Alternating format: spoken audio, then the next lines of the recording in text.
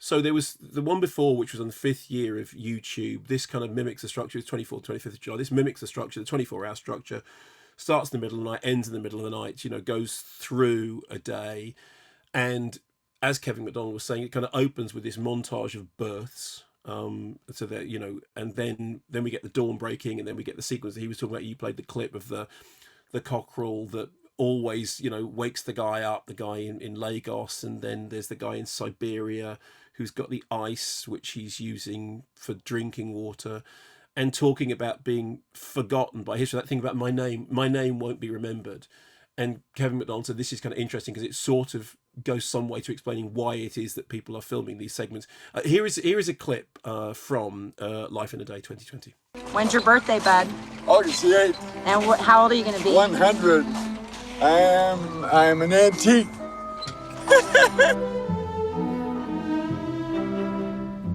Just live a good life and take care of yourself, truly, and be lucky. So during that interview, which is you can still hear, you can either find it on YouTube or you can go back and download the podcast.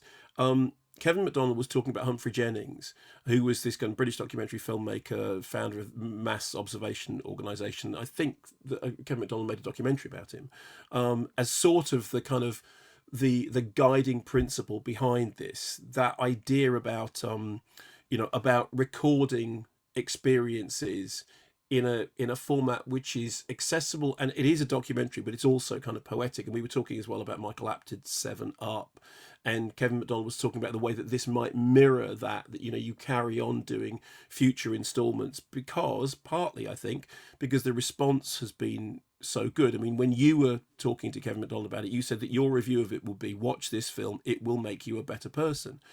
And that phrase stayed with me all the way through, because it obviously sounds cheesy when you report it back, I have to say.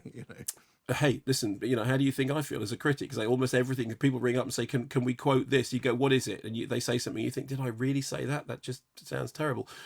So the interesting thing is, on the one hand, you get this, it is a time capsule. It is very much a time capsule of as much as the one was before. I mean, this, what you get is all these things that are going on, whether it's, births, deaths, marriages, breakups.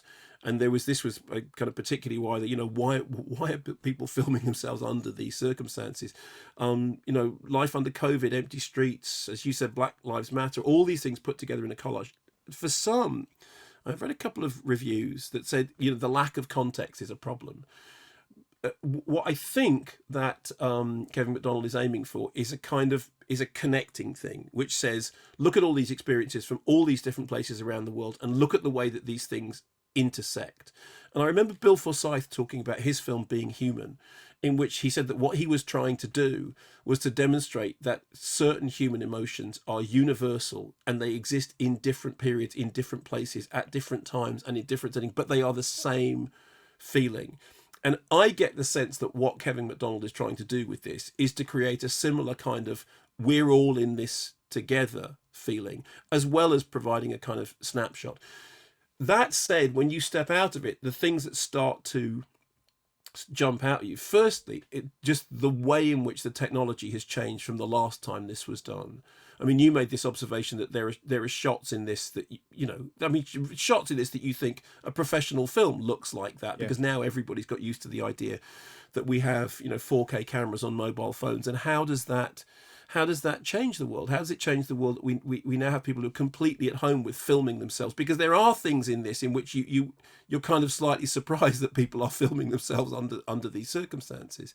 But Kevin McDonald, his main thesis is, this is the phrase that he used in that interview, the wonder and joy of everyday life, universal experiences, shared experiences. And I think that's what the film is aiming for. And I think that's why when you saw it, it left you with that impression of see this and become a better person. Personally, I feel a need for more context. I feel a need for more specificity. I feel a need for more grit. But that doesn't mean, because all the time I was watching it, I had your reaction in my head. And I think that the reason that your reaction was what that is because guiding principle of the film, with all its collagey, montagey stuff and everything that's going on, and some of the stuff that's going on, it's quite dark, is that the philosophy of the film in the end isn't to do with specifics. It's to do with art. We're all connected through these shared moments that we recognize. And I think that that your reaction is because what you're seeing is a philosophy that you fundamentally believe in, that we are all connected through shared experiences.